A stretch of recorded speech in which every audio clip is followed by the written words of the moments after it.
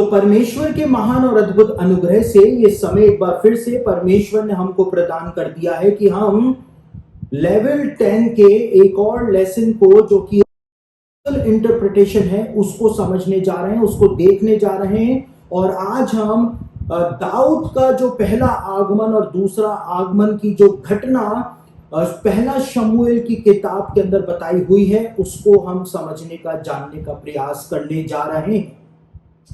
और पहला शमूएल के अंदर जो कहानी बताई हुई है दाऊद की, हम दाऊद की पूरी जीवन चक्र को नहीं समझेंगे, लेकिन दाऊद के जीवन का वो स्पेसिफिक भाग जो है, हम सिर्फ उसी को दाऊद की कहानी में बाहर ला रहे हैं और एलेगोरिकल इंटरप्रिटेशन उसका कर रहे हैं कि किस तरह से, जैसा परमेश्वर ने यशाया के द्वारा कहा, परमेश्वर ने कहा था कि I declare the end from the beginning, यानी कि मैं तो अंत की बात बताता हुआ आया हूं। परमेश्वर ने इस बात को कहा था और आज हम उसी बात को समझने का प्रयास करेंगे कि परमेश्वर ने जो बात कही वो दाऊद के जीवन में जो घटनाएं घटित हुई, कैसे first and second coming of David जो है, वो first and second coming of son of David Jesus Christ के बारे में कैसे बताता है। तो हम इन सब बातों को आज समझने का प्रयास करेंगे। और देखिए, बाइबल के अंदर ये कहानियां जो दी गई हैं, कहानियां जो हैं उनको आप किसी दूसरी कहानी से कंपेयर नहीं कर सकते हैं कि आप सोचें कि बाइबल के अंदर ये कहानी दी हुई है तो मैं इसको अलिफ लैला की कहानियों से कंपेयर कर लूं, या मैं इन कहानियों को हातिम ताई की कहानियों से कंपेयर कर लूं, या मैं इन कहानियों को सिंदबाद की कहानियों से कंपेयर कर लूं, या अल्लादीन की कहानियों से मैं इनको कंपेयर कर लूं, तो वहां पर आपको कोई भी फ्रूट जो है वो नहीं मिलेगा। लेकिन जब आप इन कहानियों को बाइबल से ही कंपेयर करेंगे, प्रोफेटिक इवेंट से कंपेयर करेंगे, तो ही एलेगोरिकल इंटरप्रिटेशन जो है वो एक फ्रूट के साथ निकल करके आपके सामने आ जाएगा। तो बाइबल के अंदर ये कहानियां जो दी हुई हैं, ये कहानियां होने के साथ साथ ये कुछ बहुत ही महत्वपूर्ण भविष्य घटनाओं की झलक हमको बताती है। ये हिस्टोरिकल रिकॉर्ड तो है ही है, लेकिन हिस्टोरिकल रिकॉर्ड होने के साथ साथ ये एक प्रोफेटिक रिकॉर्ड के तौर पर भी परमेश्वर के द्वारा प्रदान की गई है। बहुत सारी बातें थी जो बाइबल के अंदर इंक्लूड की जा सकती थी, लेकिन उनको इंक्लूड नहीं किया गया। इन्हीं को क्यों इंक्लूड किया गया? क्या दाऊद के जीवन में और घटनाएं नहीं घटित हुई थी? दाऊद ने शेर को मारा था, दाऊद भालू से लड़ा था, वो इवेंट जो है वो क्यों नहीं रिकॉर्ड किया गया कि दाऊद ने शेर को कैसे मारा और शेर क्या कर रहा था, शेर कब आया, दाऊद कहां पर था, दाऊद क्या कर रहा था, कुछ भी नहीं बताया गया है। लेकिन जो बातें बताई गई हैं वो बहुत महत्वपूर्ण बातें हैं। परमेश्वर ने एक प्रोग्रामिंग कोड जो है वो हमको प्रदान किया है। जैसे कंप्यूटर में प्रोग्रामिंग होती है, ऐसे ही एक कोडेड मैसेज परमेश्वर ने हमको प्रदान किया है। जब हम इस कोडेड मैसेज को समझते हैं तो हम सृष्टिकर्ता की अगम बुद्धि से परिचित होते चले जाते हैं और हमको परमेश्वर जो है वो और भी ज्यादा विस्तार से समझ में आना शुरू हो जाता है। तो यहां दाऊद की इस कहानी के अंदर हमको शमूएल देखने को मिलता है, हमको शाऊल देखने को मिलता है, हमको यहां पे दाऊद देखने को मिलता है, यहां पर यीशे देखने को मिलता है। और ये सारे के सारे पात्र जो इस कहानी के अंदर हैं, जो हिस्टोरिकल रिकॉर्ड है, परमेश्वर का वचन है, उसको हम कैसे एलेगोरिकल इंटरप्रिटेशन करके फ्यूचर की बातें जान सकते हैं, हम उसको आज देखने जा रहे हैं। और दाऊद की इस कहानी में राजा शाऊल जो है वो इज़राइल देश के प्रतीक के रूप में सामने आता है, मूसा की व्यवस्था के रूप में हमारे सामने आता है।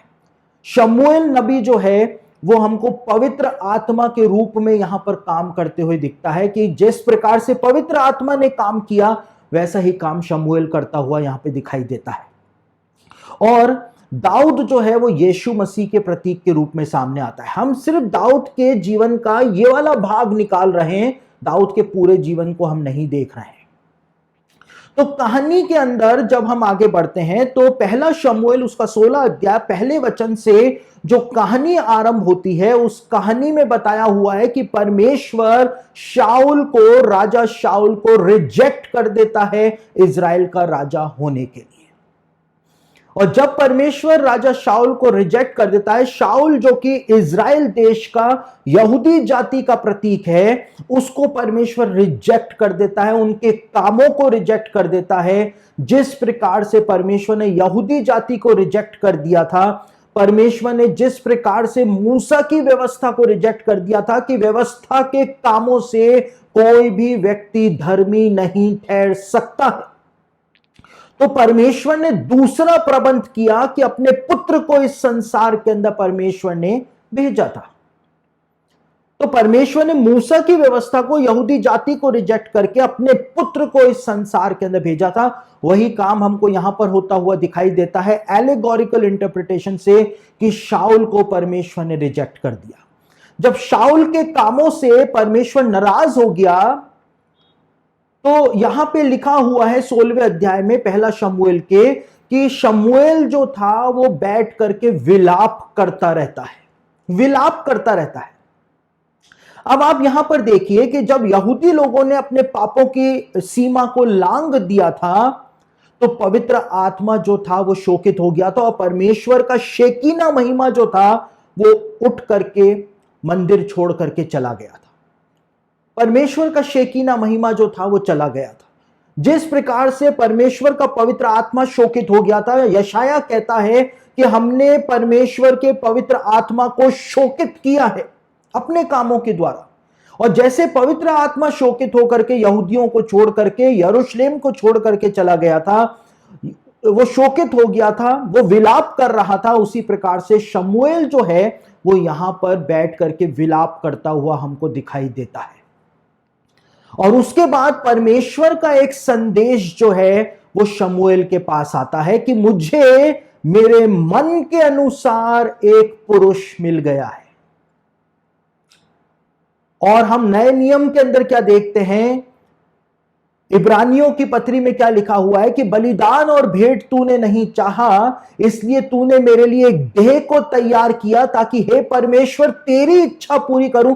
परमेश्वर की इच्छा के अनुसार एक पुरुष जो था वो इस संसार में आया था, जिसको हम यीशु मसीह के नाम से जानते हैं। तो परमेश्वर शमूएल को क्या बोला गया, शमूएल जो कि पवित्र आत्मा का प्रतीक है, उसको क्या बोला गया, मुझे मेरे मन के अनुसार एक पुरुष मिल गया है, तू जा करके उसका अभिषेक करना। अभिषेक कौन करेगा? शमूएल जाकर के अभिषेक करेगा। और कहां पर जाएगा? बैतलहम के अंदर जाकर के यीशे के पुत्र का अभिषेक करना।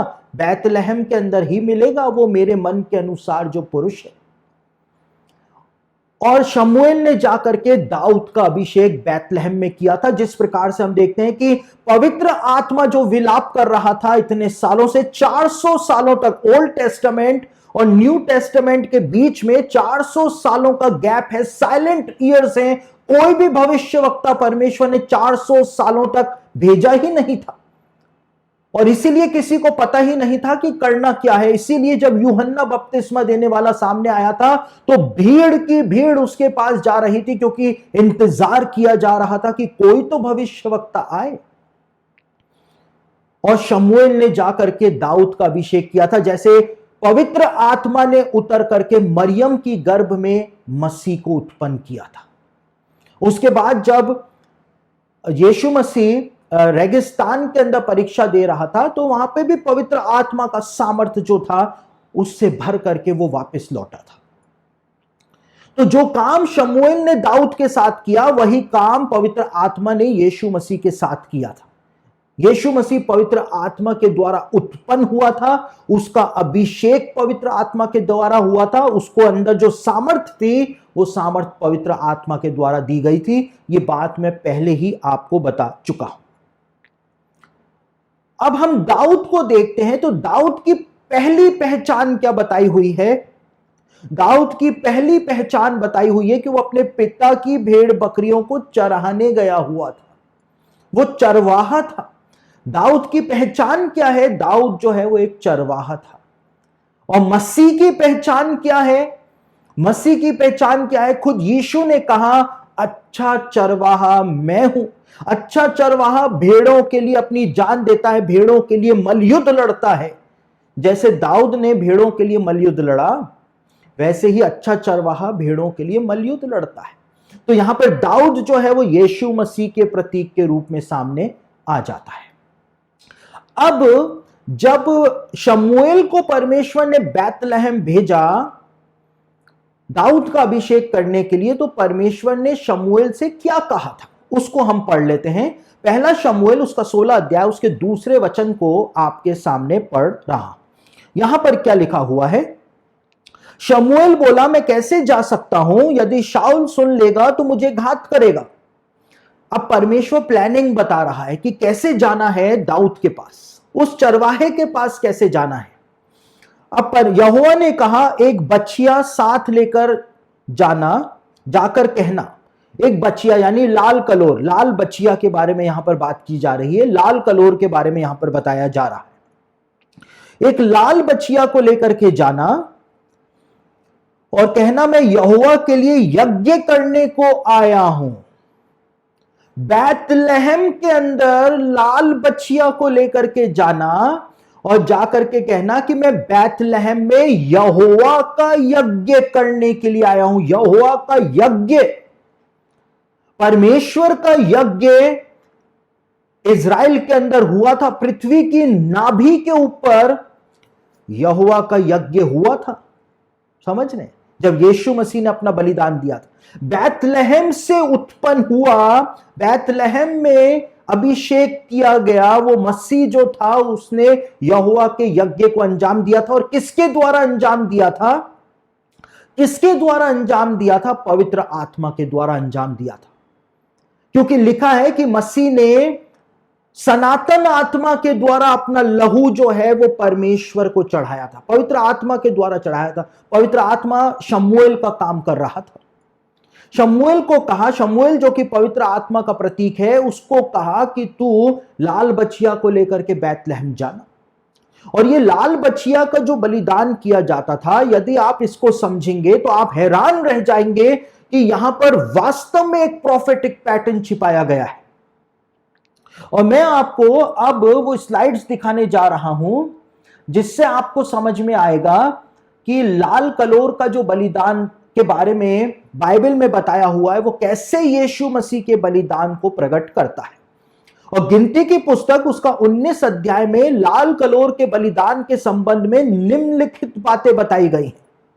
क्या बातें बताई गई हैं? कि कलोर का जब बलिदान करो तो कलोर जो है वो मादा ही होनी चाहिए थी, और महायाजक उसे छावनी के बाहर ले जाया करता था। यानी कि जहां पर जिस शहर में या मूसा के तंबू में या परमेश्वर के मंदिर में उसको बलिदान नहीं चढ़ाया जाता था, लेकिन छावनी के बाहर या यरूशलेम के बाहर उसको ले जाया जाता था। मिलाप वाले तंबू के द्वार पर उसका लहू 7 बार छिड़का जाता था। और याजक जो होता था वो देवदारू की लकड़ी, जूफा और लाल रंग का कपड़ा लेकर उसे आग में जलाया करता था, उस आग में डाला करता था जिसमें लाल कलोर जलाई जाती थी। और 5वीं बात जो है, कलोर की राख को जमा किया जाता था। जैसे कलोर जला दी जाती थी, उसके बाद उसकी राख को जमा किया जाता था, उसकी राख को रखा जाता था संभाल करके। अब ये लाल कलोर का ये बलिदान के बारे में जो गिनती की पुस्तक उसके 19वें अध्याय में बताया हुआ है, यहां पर यही बलिदान चढ़ाने के लिए शमूएल को कहा गया था कि तू बैतलहम एक बछिया को, लाल बछिया को लेकर के जाना और वहां पे यहोवा का यज्ञ करना। अब कैसे ये लाल कलोर का बलिदान यीशु मसीह के बलिदान को प्रकट करता है, आप उसको यहां से समझ पाएंगे। देखिए, कलोर एक मादा बलिदान था। कलोर का बलिदान जो था वो एक मादा बलिदान था, और यीशु ने अपना बलिदान जो था अपनी कलीसिया के लिए दिया था। और ये कलीसिया जो है वो ग्रीक भाषा का एक शब्द है जो कि एक फेमिनाइन शब्द होता है, एक स्त्री लिंग होता है, फेमिनाइन होता है। यानी कि यीशु का बलिदान जो था, जैसे मादा जो कलोर जो होती थी वो मादा होनी चाहिए थी, उसी प्रकार यीशु ने अपना बलिदान जो दिया था वो अपनी कलीसिया के लिए, अपनी दुल्हन के लिए, फेमिनाइन के लिए दिया था। दूसरी बात यह है, कलोर को निर्दोष होना जरूरी होता था। दूसरा कुरिन्थियों 5 अध्याय उसके 21वें वचन में यीशु के लिए भी यही बात बताई गई है कि यीशु पूरी तरह से निर्दोष था। फिर कलोर को छावनी के बाहर बलिदान किया जाता था, जैसा मैंने आपको बताया। ना तो यरूशलेम के अंदर जो परमेश्वर का मंदिर था वहां पर भी उसको बलिदान नहीं किया जाता था, लेकिन मंदिर से बहुत दूर जैतून पर्वत पर उसका बलिदान चढ़ाया जाता था। और इब्रानियों 13:12 के अनुसार यीशु ने भी छावनी यानी यरूशलेम के बाहर ही दुख उठाया था। यीशु मसीह क्रूस उठा करके यरूशलेम के बाहर ले गया था। जैसे लाल कलोर को बाहर छावनी के बाहर उसको काटा जाता था, जलाया जाता था, उसी प्रकार से यीशु मसीह को भी यरूशलेम के बाहर जो शहर पना थी, बाउंड्री वॉल जो थी, उसके बाहर उसको क्रूस पर लटकाया गया था।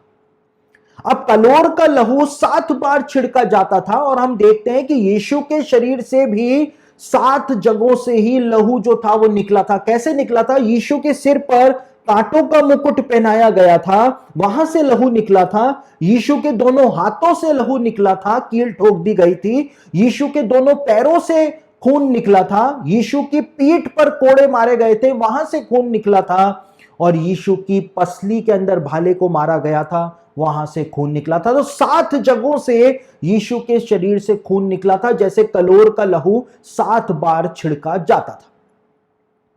अब 5वीं बात है, कलोर को जलाते समय आग में देवदारू की लकड़ी डाली जाती थी।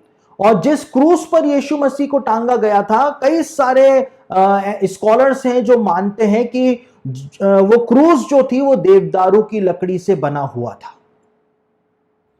अब जलती हुई कलोर में जूफा भी डालने की आज्ञा दी गई थी। और यूहन्ना 19:29 में बताया गया है कि यीशु के मुंह पर जूफे को लगाया गया था, जूफा लगाया गया था। और जलती हुई कलोर में लाल रंग का कपड़ा भी डाला जाता था। मत्ती 27 अध्याय उसके 28वें वचन में बताया गया है कि यीशु को लाल रंग का कपड़ा पहनाया गया था। तो यहां पर आप इस बात को देख सकते हैं कि लाल कलोर, लाल बछिया का बलिदान जो था वो यीशु मसीह के बलिदान के प्रतीक के रूप में बाइबल में गिनती 19 अध्याय में प्रदान किया गया था। और यहां पर क्या बताया हुआ है? यहां पर यह बताया हुआ है कि शमूएल को परमेश्वर ने कहा कि एक बच्चिया को लेकर के, लाल बच्चिया को लेकर के बैतलहम जाओ और वहां पे जाकर के यहोवा का यज्ञ करना। यानी लाल कलोर का बलिदान जो है वो यहोवा का यज्ञ हुआ करता था, यहोवा का यज्ञ हुआ करता था। यानी प्रोफेटिकली, सिंबॉलिकली, एलेगोरिकली यहां पर यीशु के बलिदान को ही बताया जा रहा था कि जैसे शमूएल ने यहोवा का यज्ञ बैतलहम में किया, वैसे ही पवित्र आत्मा जो है वो यीशु का बलिदान जो है वो यरूशलेम के अंदर करवाएगा। यहां पर इसी बात की भविष्यवाणी जो है वो प्रदान की गई है। उसके बाद हम देखते हैं the first coming of David. First coming of David के बारे में जब हम देखते हैं तो पहला शमूएल उसका 14 अध्याय, उसका 16 अध्याय 14 से लेकर 23 वचन को जब आप पढ़ें तो वहां पर हम इस घटनाक्रम को पढ़ते हैं कि राजा शाऊल जो था वो दुष्ट आत्मा ग्रसित हो गया था और एक दुष्ट आत्मा राजा शाऊल को सताता था। अब हम फर्स्ट कमिंग ऑफ डेविड को देख रहे हैं कि जब पहली बार दाऊद शाऊल के पास आया था, शाऊल जो कि इज़राइल देश का, यहूदी जाति का प्रतीक इस कहानी में बन करके सामने आ रहा है। अब पहली बार जब दाऊद शाऊल के पास आया था तो क्यों आया था? क्योंकि शाऊल जो था वो दुष्ट आत्मा ग्रसित हो गया था। दुष्ट आत्मा शाऊल को सताया करता था। दुष्ट आत्मा जो है वो शाऊल को इतना सताता था कि उसके साथियों ने, उसके जो कर्मचारी थे, उन्होंने कहा कि कोई वीणा बजाने वाले को लाया जाए ताकि वो शाऊल के ऊपर जब भी दुष्ट आत्मा चढ़े तो उस दुष्ट आत्मा को वीणा बजा करके निकाल दे। और फिर नाम जो है वो दाऊद का सामने आया कि बैतलहम के अंदर एक लड़का है, उसको बुलाया जाए। और उसके बाद दाऊद को बुलाया जाता है। और दाऊद जब आता है तो दाऊद किस काम के लिए आता है? इज़राइल को यानी शाऊल को दुष्ट आत्मा से छुटकारा देने के लिए आता है। यीशु मसीह का फर्स्ट कमिंग जो हुआ था वो क्यों हुआ था? यीशु मसीह की पहचान किस चीज से बनी थी? कि दुष्ट आत्माएं भी इसका आदेश मानती हैं। वो आया तो उसने वो काम किया जो उससे पहले कोई भी नहीं करता था, उसने दुष्ट आत्माओं को निकालना शुरू कर दिया था।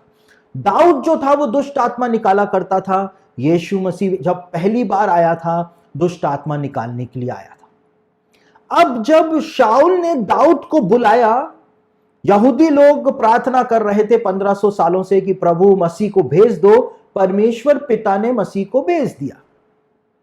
तो जब दाऊद को बुलाया गया शाऊल के द्वारा, तो दाऊद का पिता जो था यिशे, उसने दाऊद को ऐसे ही नहीं भेजा था, खाली हाथ नहीं भेजा था, लेकिन दाऊद के साथ उसने बहुत सारी चीजों को भेजा था।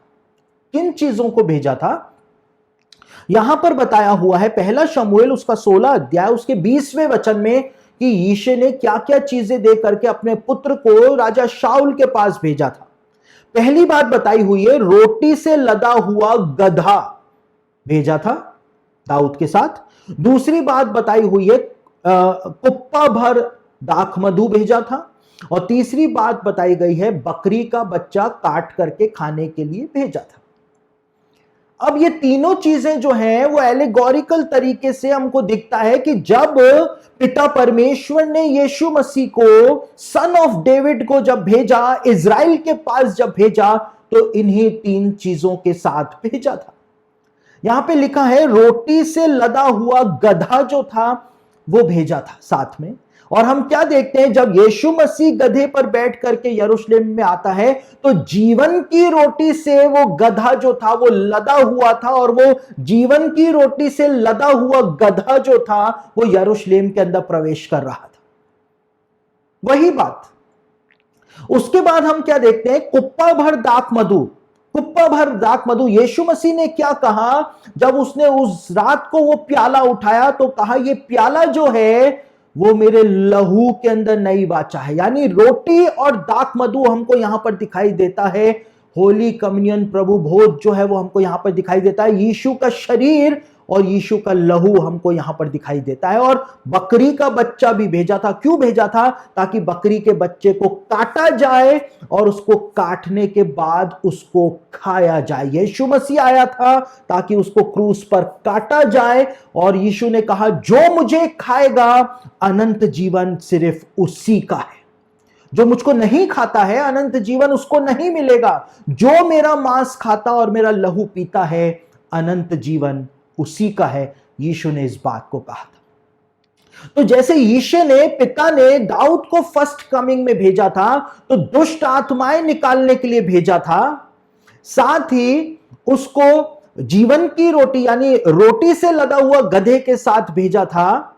उसी प्रकार से परमेश्वर ने यीशु को भेजा था, कुप्पा भर दाख मधु और बकरी के बच्चे के साथ भेजा था। वो सब प्रोफेटिकली हमको यीशु के जीवन के अंदर पूरा होता हुआ दिखाई दे जाता है।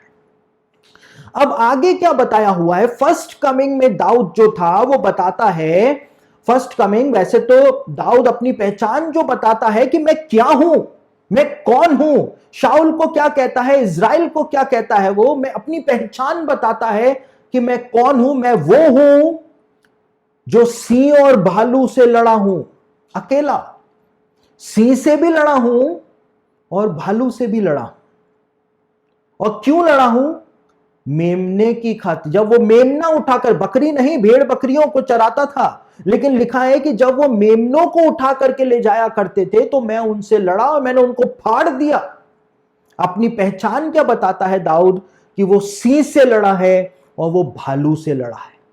पहला पतरस उसका 5 अध्याय उसके 8वें वचन को पढ़ें तो वहां पे बताया हुआ है कि शैतान जो है वो गरजने वाले सिंह के समान जो है वो काम करता है। यानी यीशु मसीह का फर्स्ट कमिंग जब हुआ था तो यीशु की सबसे बड़ी लड़ाई जो थी वो शैतान के साथ हुई थी, सिंह के साथ हुई थी। और क्यों हुई थी? मेमनों के कारण हुई थी, हमारे कारण हुई थी। और यीशु जो था वो भालू से भी लड़ा, क्योंकि भालू जो है वो दुष्ट आत्माओं का प्रतीक माना जाता है। क्यों माना जाता है? क्योंकि भालू जब भी अपने शिकार के ऊपर झपट्टा मारता है तो वो अपने पंजे को मारता है, और भालू के पंजे और नाखून बहुत लंबे और तेज होते हैं, वो पूरी तरह से छेद कर देते हैं। और दुष्ट आत्माएं यदि किसी इंसान के ऊपर हमला करती हैं, और दुष्ट आत्माएं भी हमेशा पंजा मारती हैं, और पंजे से वैसा ही निशान बनता है जैसे कि भालू के पंजे मारने से बन जाता है। और इसी बात को आमोस की पुस्तक उसका 5 अध्याय उसके 19वें वचन में भी बताया हुआ है। आमोस कहता है कि जो सिंह से डर के भागेगा वो भालू के हाथ में पड़ेगा। जो सिंह से भागे उसको भालू मिलेगा। समझ रहे? तो यहां पे शैतान और दुष्ट आत्माओं से जिसने लड़ाई करी, उनका खुल्लम खुल्ला तमाशा बनाया। दाऊद अपनी पहचान बता रहा है कि मैं सिंह और भालू से लड़ा। यीशु मसीह की पहचान क्या है? वो सिंह और भालू से लड़ा है और लड़ रहा है, आज भी लड़ रहा है। अपने मेमनों की खातिर लड़ रहा है, अपने मेमनों की खातिर लड़ रहा है। उसके बाद कहानी में बताया हुआ है कि दाऊद को वापस घर भेज दिया गया। अब दाऊद घर चला गया और घर जाकर के वो अपने पिता की भेड़ बकरियों को चराया करता था। यीशु मसीह सिंह और भालू से लड़ाई करके अपना काम पूरा करके दुष्ट आत्माओं को निकाल करके पिता के घर चला गया। वहां से वो अपनी भेड़ बकरियों को चरा रहा है। भेड़ बकरियां ही तो हैं, भेड़ बकरियां ही तो हैं। जो भेड़ें हैं वो प्रभु का भय मानती हैं, प्रभु की आवाज सुनती हैं, और जो बकरियां हैं वो प्रभु की आवाज नहीं सुनती हैं, वो चरवाहे की नहीं मानती हैं, वो ढीठ होती हैं। वैसे ही आज मसीही लोग हैं। कलीसिया में आज 2 पार्ट हैं। आपको पता है कलीसिया में डिवीजन हो चुका है। सच्चे विश्वासी और झूठे विश्वासियों के बीच में एक डिवीजन आ चुका है। एक बहुत बड़ा डिवीजन जो है वो कलीसिया में हो चुका है, और दोनों में लड़ाई चल रही है। झूठे वाले कह रहे हैं वो सही है, सच्चे वाले सच्चे हैं, तो वो अपने आप को साबित भी नहीं कर पा रहे हैं कि वो सही है। तो यहां पे भेड़ बकरियों को यीशु मसीह अभी चरा रहा है। अब हमको कहानी में एक नया कैरेक्टर इंट्रोड्यूस होते हुए दिखाई दे जाता है, और उस नए कैरेक्टर का नाम है गोलियत। और ये गोलियत जो है वो इस कहानी के अंदर एंटी क्राइस्ट जो आएगा उसके प्रतीक के रूप में सामने आता है।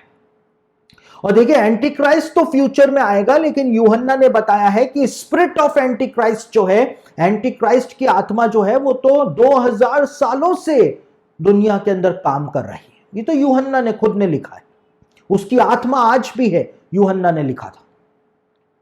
तो यहां पे एक नया व्यक्ति इंट्रोड्यूस होता है जो गोलियत होता है, और ये गोलियत जो है ये 40 दिनों तक इजराइल को ललकारता रहता है कि किसी को तो भेजो, कोई तो आए मुझसे लड़ने के लिए।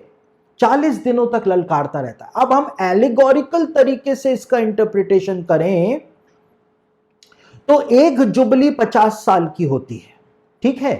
हेलो, एक जुबली 50 साल की होती है, तो 40 इंटू 50 कर दें, यानी कि अगर आप 40 जुबलियां कर दें तो 40 इंटू 50 होते हैं 2000 साल। 2000 साल, समझ रहे?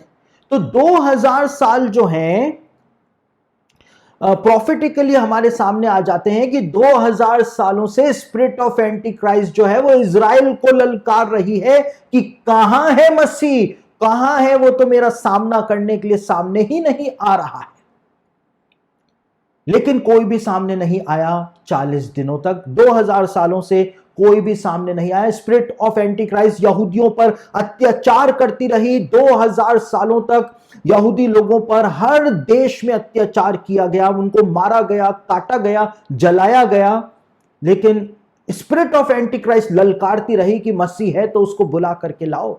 मसीह नहीं आया, क्योंकि फर्स्ट कमिंग ऑफ डेविड जो है उसमें वो वापस सारा काम करके अपने पिता के घर को चला गया। यहां पर ये गोलियत जो है वो ललकार रहा था। अब हमको कहानी में दाऊद का दूसरा आगमन होते हुए दिखाई देता है। जब दाऊद वापस से शाऊल के पास जाता है, और क्यों जाता है? क्योंकि पिता यिशै जो है वो उसको आज्ञा देता है जाने की कि तू जा और देख करके आ। हमको क्या दिखता है कहानी में? यीशु उस समय तक वापस नहीं आ सकता है जब तक पिता जो है वो उसको आज्ञा ना दे दे कि जा करके देख करके आ कि क्या हो रहा है। वही बात अब हमको सेकंड कमिंग ऑफ डेविड जो है वो आगे देखने को मिलता है। और सेकंड कमिंग ऑफ डेविड में जैसे डेविड जो था, दाऊद जो था, वो पिता की आज्ञा पा करके आया था, उसी प्रकार से यीशु मसीह जो है वो पिता की आज्ञा पा करके आने वाला है।